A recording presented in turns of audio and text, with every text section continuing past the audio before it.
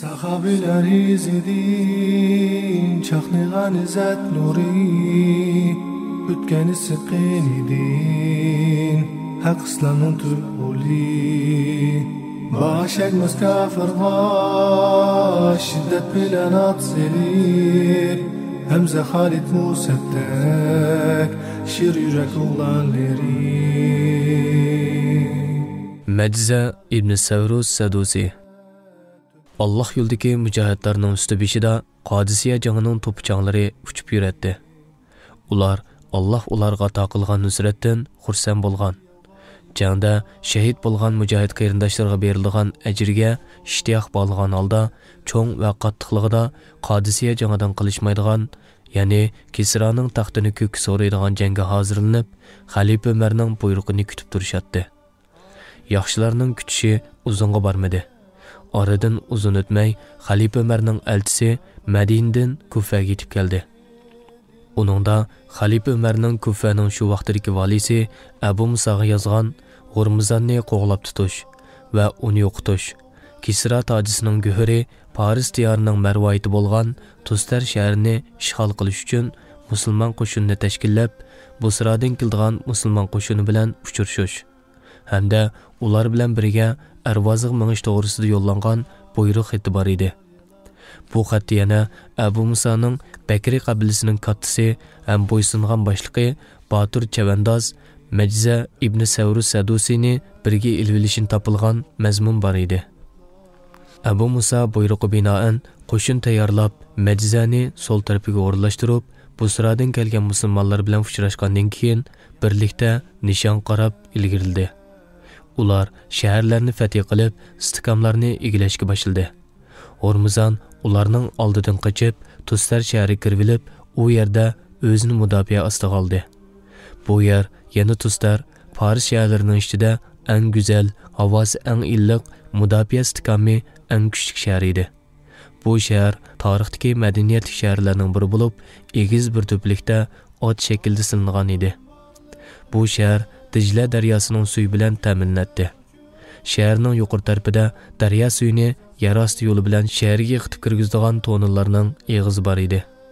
Bu tonellar noit puxta tosh bilan qo'pirilgan bo'lib, po'lat to'riklari qo'yilgan qo'g'ushin bilan qaturilgan edi. Shaharning atrofini bo'lsa mustahkam sepillar qurshab turadi.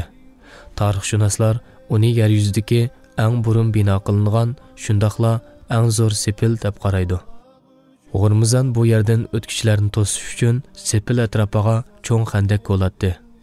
Sepil orqasiga bo'lsa Paris qo'shinidan xillangan askarlarni turg'izdi. Musulmonlar qo'shini xandakdan bosib o'tolmay 18 oy turdi. Bu jarayonda ular bilan 8 qitim jang qildi. Har bir qitimliq jang avval ikki tarafning otli qo'shinlari bilan yekma-yek tutish bilan boshlanib, oxir umumiy bo'lgan shiddatli jangga aylanadi. Mecze yekma-yek ilishlarda aqllarni lol qilgudek, dushmanni sarosimga silvatkidek darajada qahramonlarcha ilishdi. Ham bu yekma-yek ilishdila dushman otli qo'shindan 100 botirni o'ltirib tashildi. Uning nomi Paris qo'shini ichida qo'rqinch, musulmonlar qo'shinlari ichida faxrlanish bilan tilga ilinadigan ismga aylandi. Mana shu chaqda mu'minlarning amiri Umarning nima uchun uni ilib-ilishga alayda tavsiya qilganligini ayni vaqtda tushunmaganlar amdilikda tushundi. 8-qitimliq urushda musulmonlar qo'shini Paris qo'shini ustiga shiddat bilan yopirilib keldi. Paris qo'shini tankilalmay xandak ustidagi ko'rikni tashlab, shahar ichiga kirib bekinib oldi. Zo'r chidamchiliklardan keyin musulmonlarning ahvoli yomonlashib turdi. Paris qo'shinlari ularga sepil ustidan yomg'irdak o'q etishga boshladi. Har bir zanjirning uchida qattiq qizitilganlikdan o't yalqinjab turadigan qarmoqlar bor edi. Musulmonlar qo'shinidan birarsi sepilga chiqmoqchi yoki yaqinlashmoqchi bo'lsa, dushmanlar ularni qarmoqlarga ilib tortadi.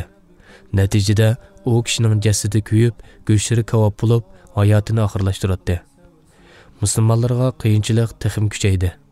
Ular o'zlaridagi bu qiyinchilikni ko'tarib o'tish uchun dushman ustidan g'alaba ato qilishni Allohdan tilab duo qilishga boshladi. Abu Musa Tustar sepilishga kirishdan umidsizlanib, sepil to'g'risida xiyol qilayotganda, uning oldiga sepil ustidan etilgan bir tal o'q uchib tushdi. o'quvchida bir parcha xat bor bo'lib, uningda: "Ey musulmonlar, men sizlarga ishondim. Men jinim, melim, oilam va menga ergashganlarga sizlardan aminlik so'rayman. Men sizlarga shaharga kirgili bo'ladigan eg'izni ko'rsatay" deb yozilgan ekan. Abu Musa xat egisiga darhol amonlik berib, javob xat yozdi. Yiliqi odam musulmonlarning vafodorligi, samimiyatini bilgachga musulmonlarga ishondi va kechida yushurin chiqib, Abu Musaga o'z ishining haqiqatini so'zlab: "Biz rahbarlardan edik. O'rmizon akamni o'ltirib, mollarini, oilasini bulab ketdi. Menga o'chmanlik saqlatdi. Men o'zim oilamdan xotirjam bo'la olmaydigan bo'lib qoldim. Men uning vafosizligini, sizlarning vafodorliginglarni tanladim. Ham sizlarga shaharga kirgili bo'ladigan yushurin eg'izni ko'rsatib qo'yish niyatiga keldim" dedi. "Menga Qaysar aqlliq bir kishini bergan. Mening yo'l boshlashim uchun u suv uzalaydigan bo'lsin." Abu Musa Majzani chaqirib, uning ahvolini tushuntirdi va uningga: "Menga aqlliq, irodalik, suv uzalaydigan bir odaming bilan yordam qil" dedi. "Ey boshliq, mana men bor. Meni ishlatgin" dedi Majza. "Agar xohlasanglar, Alloh senga barkat bersin" dedi Abu Musa va uningga borgan yo'lni esida chang saqlash, biror vaqa paydo qilmaslik haqida nasihat qildi. Majza Parislik yo'l boshlovchi bilan qorong'uda yo'l yurib ketdi. U kishi uni daryo bilan shaharni tutashtirib turadigan yerosti tonilga kirdi. Tonil ba'zida kengayib, cho'nqirlashib, odam o'rtirsimi, cho'kib tursin bo'ldigandek qilgan bilan yana ba'zida tariyib, kishini suv uzishga majbur qiladi. Ba'zida agib mansa, yana ba'zida tuz manatdi. Shunda qilib, ular shaharga chiqadigan eg'izga yetdi. U kishi Majzaga O'rmizonning o'rnini ko'rsatib qo'ydi. Majza O'rmizonni ko'rib, bir o'q bilan uchirib yetish niyatiga keldi-yu, lekin Abu Musaning nasihatini esiga kelib, o'zini tutib oldi. U tong etishdan ilgari kelgan yeriga qaytib keldi. Abu Musa musulmonlar qo'shunidan batur, chidamliq, suv uzishga moyir odamlardan 300 ni tanlab, Majzani ularga boshliq qilib, ko'plagan nasihatlar bilan uzitib qo'ydi va takbirni musulmonlarning shaharga besib kirishining belgisi qildi.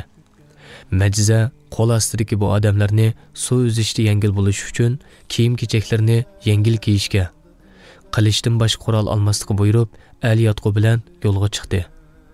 Majza va uning askarlari xatarlik tonilda 2 soatdan ortiq ilishish bilan yo'l yurdi. Ba'zida tonil ularning ustidan g'olib kelsa, ba'zida ular tonil ustidan g'olib keldi. Ular shahar yig'iziga yetib kelganda, Majza o'z odamlaridan 220 odamni tonilda yutib ketib, oralla 80 odamning qolganligini bildi. Majza va uning odamlarining oyog'i shahar ziminiga tegish amalla, ular qilichlarini qinidan sug'urib ilib, Sepil darvozasini qo'g'dayotgan dushmanlarga hujum qildi. Ondan darvozani takbir etgan holda ochdi. Ularning takbiri sirtdagilarning takbiri bilan birlashdi. Musulmonlar Bamdod namozining vaqti bilan shaharga bosib kirdi. Ular bilan dushmanlar orasida shunchalik qattiq jang bo'ldiki, jang tarixshunoslari shiddati va o'lganlarning soni jihatdan tarixda bunday jang bo'lmagan deb baho berishgan. Shiddatli jang bo'layotganda Majza O'rmizonni ko'rib qoldi va uning qarab itildi. Biroq tuyuqsiz jang qaynimi O'rmizonni yutib ketdi-da, biroz o'tib yana paydo bo'ldi. Ikkalan qattiq ilishdi. Ular bir-biri qartib qilish urgan edi.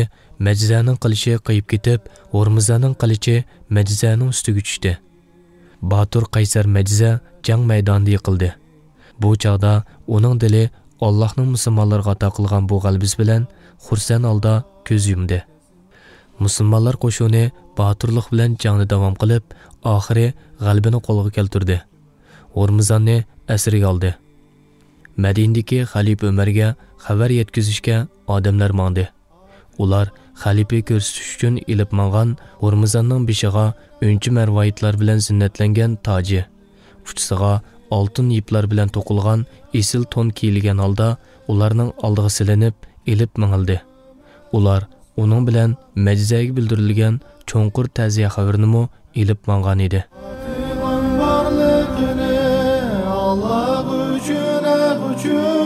Faqat Rabbning rizasi dildiga ketdi Ömer Osman nahni qo'g'dab tek turib Anas ibn Nazirda ummatning polvon